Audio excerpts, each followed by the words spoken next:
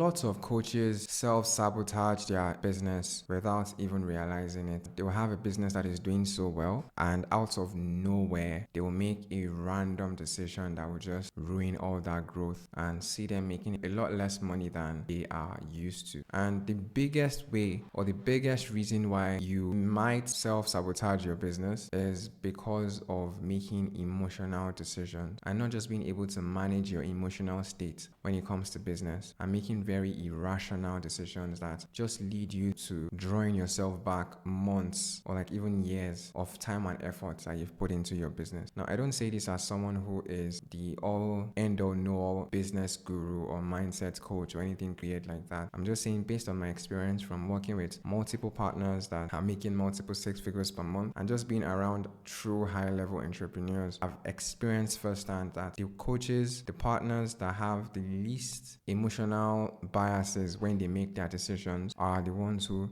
truly exceed and truly do well with us, and in general, to be honest. So I guess what I'm saying is you have to be able to manage your emotional state and try to avoid making as much emotional decisions as possible when you are a coach or just when you have a business in general. So one good example of a very emotional decision is just choosing to burn the bridge whenever something happens and just going from 0 to 100 real quick, right? So recently we had a partner who was trying to negotiate like a new term with us, and I didn't want to negotiate the new term just because like we literally scaled this business from 0, and when we started scaling the business we had a very good deal structure in place, and now that things are going really well, the client wants to renegotiate the agreement, and that's fine. But going into the call, I was very emotional already and already thinking, oh, they're not willing to accept my terms, I'm just going to tell them I'm no longer interested. But because I've learned not to act from a place of high emotional state, I went into the call with a very open mind, and at the end of the day we came up with an agreement that was still very, very beneficial for both of us, which is really cool. So if I was irrational or I was making that decision from a very high emotional state, we would have basically lost that deal and we'll have lost thousands and thousands of dollars as a result of that. That's an example of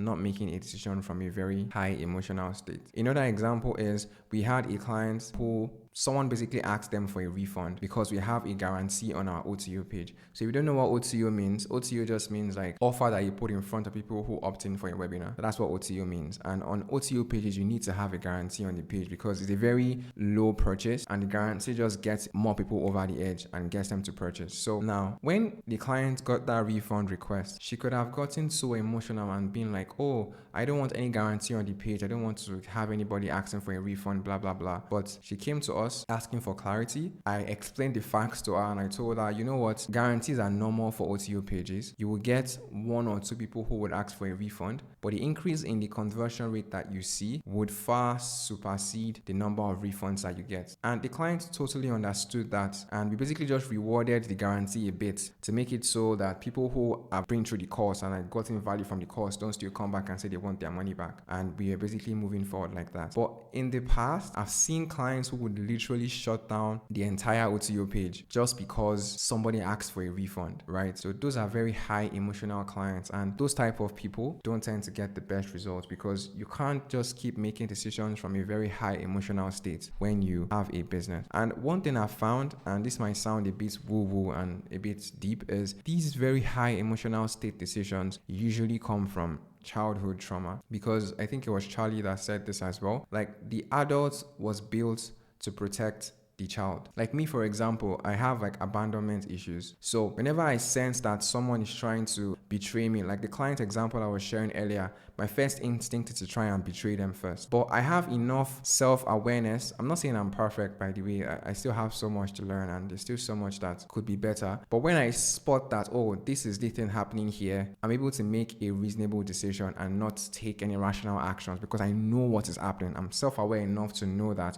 oh, this is what is actually happening here, right? So like I said, I have abandonment issues, and whenever I see that someone is trying to betray me, or someone is trying to leave me or anything like that, my first instinct is, oh, let me try and abandon them first. Or let me try and leave them first before they can leave me, right? Yeah, it's just dumb, to be honest. Because in business, you can't think like that. So you don't have like business problems most of the time. You have personal problems that reflect in your business. Like me, for example, we are not making anywhere near the kind of money we want to be making. We have like very big goals for the company. It just means I still have a lot of personal problems that I haven't resolved yet that are reflecting on the business. And until I can solve those problems, I won't be able to get the kind of results that they are seeking. And it's the same way for every single person that you would find in this online education space, or every single person who owns a business of any shape or form. You need to be able to manage those emotional states and make sure you're not making any irrational decisions that sabotage the business. And at the end of the day, all you're doing when you make these emotional decisions is just trying to avoid pain, because it hurts more to not do the thing than to do the thing. Like it hurts more, in my case, it hurts more to have that conversation with the client, make them see reason why, you know what, we're actually providing you with so much value. We think this is going to be a better deal structure for us. It hurts more to do that and have that confrontation and have that like slight conflict than to just say, you know what, you're not accepting my terms, bye bye. It hurts a lot more to do the latter than the former. It's just how we operate as human beings. We try to avoid pain as much as humanly possible. And if you like understand yourself a lot more, you understand the type of issues that you have, when you catch yourself making those like mistakes, or when you catch yourself in those high emotional states, you are able to caution yourself and avoid making them. One thing that has helped me is having a partner, because I'm able to have a conversation and try and make him see that, oh, this is what I'm thinking right now. Like, what do you think about this? If I didn't have a partner, then I'll probably just do more journaling and just journal a lot more and like think through things a lot deeper and so on and so forth. But having a partner that can hold me accountable has really, really helped. And for the partners that we have, them having us as a partner prevents them from making like any dumb mistakes that would just ruin the business, because I'm able to call clients out and say, this is not actually true. Like there's so many times that clients will come with a narrative, maybe something has happened and they want to make a decision that is very irrational, and they're able to show them the facts that, oh, that's not actually true. Like you look at these facts, this fact shows otherwise, and they're able to calm down and now say, okay, that's true, that actually makes sense, and then they don't do the thing or they don't make the mistake. So having that type of partner who can like genuinely call you out whenever you are making those emotional decisions can be very helpful. And having a team too as well can also be very, very helpful, because if you have other people who are depending on you, you are less likely to want to do anything that will blow your business apart, because you know that it doesn't just affect you anymore, it affects all these other people too as well. And that makes it so that you are able to still keep going even when you have like the urge to make this very emotional, rational decision. Yeah, that's pretty much what I have in this video for you. Hopefully you found value in this video and you are on a journey to start making less emotional decisions. And if you enjoyed the video, if you like to see more videos from me, then I recommend that you subscribe. And if you're a coach and you're looking to scale your online education business, the video in the description for you to check out how we can actually help you. So thank you for watching the video, and I will see you in the next one. Bye.